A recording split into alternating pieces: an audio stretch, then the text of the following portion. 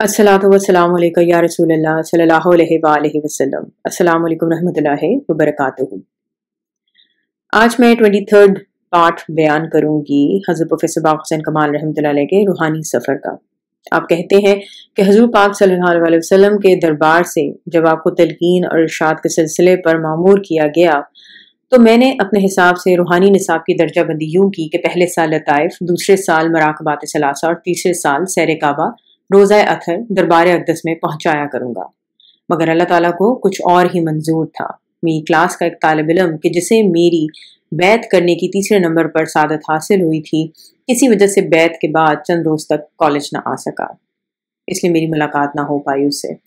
एक रोज़ नमाज फजर के बाद आ गया। मैंने खिलाफ मामूल इतनी सुबह आने की वजह पूछी तो कहने लगा कि कल रात मैंने ख्वाब देखा कि आप हमारे घर तशरीफ़ लाए, मुझे जगाया और नमाज तहज्जुद पढ़ने की ताकीद की। इसके साथ ही मेरी आंख खुल गई। उठा, वजू किया, नवाफिल अदा किया और सुबह की अजान तक जिक्र करता रहा।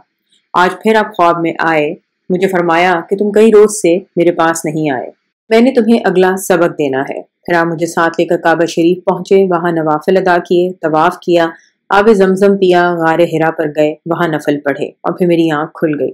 देखा तो बिल्कुल कल वाला ही वक्त था। सो उठा, नफल पढ़े, जिक्र करता रहा, फिर मस्जिद में गया, नमाज अदा की।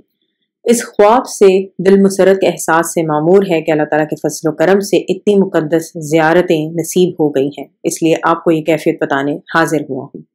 मैंने कहा, बेटे ये तो बहुत आला मुकामात है, मेरा तो ख्याल था कि 3 साल की तरबियत के बाद ये असबाक दूंगा। बहरहाल अल्लाह ताला को कुछ और ही मंजूर है।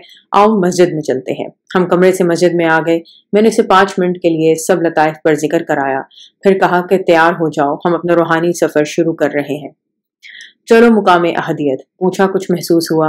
कहने लगा, सफ़ेद संगमरमर की मस्जिद के गेट के बाहर खड़े हैं। मैंने बताया, ये 7 आसमानों से बुलंद तर मुकाम है। फिर मुकामे मैयत, मुकामे अकबियत की सैर कराई, वहां से काबा शरीफ लाया। उसने मुशाहिदा किया और बताया कि बिल्कुल रात ख्वाब वाला मंजर देख रहा हूँ। तवाफ कराया, पानी पिलाया, गारे हिरा में नवाफिल अदा किए। फिर यहाँ से पहले आसमान पर बैतुल इज़्ज़ा, 7वें आसमान पर बैतुल मामूर, सिदरतुल मुंतहा, कुर्सी और लोहे महफूज मुशाहिदा कराए। वापस काबा शरीफ ले आया। दिल में ख्वाहिश पैदा हुई, काश उसने यानी स्टूडेंट ने चेहरे को दाढ़ी की सुन्नत से मुज़य्यन किया होता, मैं इसे रोज़े अतहर पर ले जाता। इतने में हुज़ूर सल्लल्लाहु अलैहि वसल्लम की आवाज़ मुबारक आई, बेटे इसे बच्चा बनाकर साथ ले आओ। अब ये एक बिल्कुल अनोखा मरहला था। मैंने इस किस्म का वाक़या ना कहीं पढ़ा था ना सुना था। सोच में पड़ गया। फिर आवाज़ आई आप सल्लल्लाहु अलैहि वसल्लम की, बेटे ठीक समझ रहे हो, इसे मेरे पास ले आओ। मैंने कहा, तुम अपने आप को 4 साल का बच्चा समझो और मेरे साथ रोज़ा अथर पर चलो। पूछा कुछ नजर आया? कहने लगा, जी हाँ, मैं फौरन बच्चा बन गया हूँ और आपकी उंगली पकड़कर रोज़ा मुबारक पर पहुंच गया हूँ। इतने में दरवाजा खुला। कहने लगा कि अब दरवाजा खुल गया है। मैंने कहा, अंदर चलो। जब हम अंदर गए तो हुजूर पाक सल्लल्लाहु अलैहि वसल्लम हजरत खुलफाए राशिदीन रज़ी अल्लाह अन्हो के साथ तशरीफ फरमा थे। वो बच्चा सबकी जियारत से मुशर्रफ हुआ और उसके बाद ये नेमतें अजीम उसे रोजाना सुबह शाम हासिल हो रही है। ये पहली करामत थी। इंशाअल्लाह नेक्स्ट वीडियो में हज़रत प्रोफेसर बाक़ हुसैन कमाल रहमतुल्लाह अलैह की एक और करामत भरा वाक़या मैं बयान करूँगी 24 पार्ट में।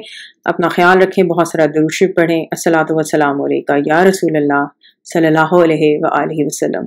अस्सलामु अलैकुम रहमतुल्लाहि व बरकातुहू।